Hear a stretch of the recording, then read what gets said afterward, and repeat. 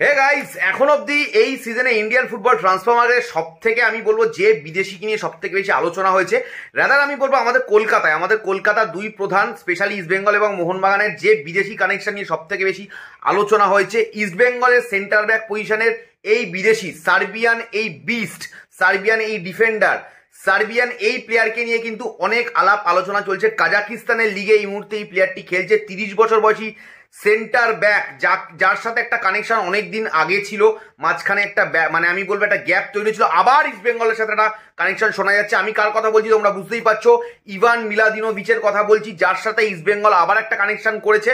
আগের বারে ট্রান্সফার ফি, স্যালারি সবকিছু নিয়ে একটা প্রবলেম হয় ইস্ট বেঙ্গলের সাথে, যার জন্য কিন্তু ইস্ট বেঙ্গল সেই ডিলটা থেকে সরে আসে। এই প্লেয়ারটি already contracted with his present club. এবার আমাদের দেখতে হবে ইস্ট বেঙ্গল যদি এই ডিলটার ক্ষেত্রে আরো এগোয়, ট্রান্সফার ফি দিয়ে এগোবে না স্যালারি দিয়ে এগোবে, কিভাবে এগোবে, ডিলটাকে কনফার্ম করবে। কারণ দেখো, এটা একটা high profile, good profile player, প্লেয়ারটার হাইট ভালো, প্লেয়ারটার কোয়ালিটি ভালো। অবশ্যই যদি এই প্লেয়ারটি ইস্ট বেঙ্গলের এক সিজনে আসে, ইস্ট বেঙ্গলের ডিফেন্স কিন্তু আরো সলিড হবে। আমার মনে হচ্ছে অবশ্যই ইস্ট বেঙ্গলের এই প্লেয়ারটির জন্য অল আউট যাওয়া উচিত। তোমাদের কি মনে হয়, মনে হচ্ছে তোমাদের? ডেফিনেটলি কমেন্ট বক্সে জানিও। জয় ইস্ট বেঙ্গল।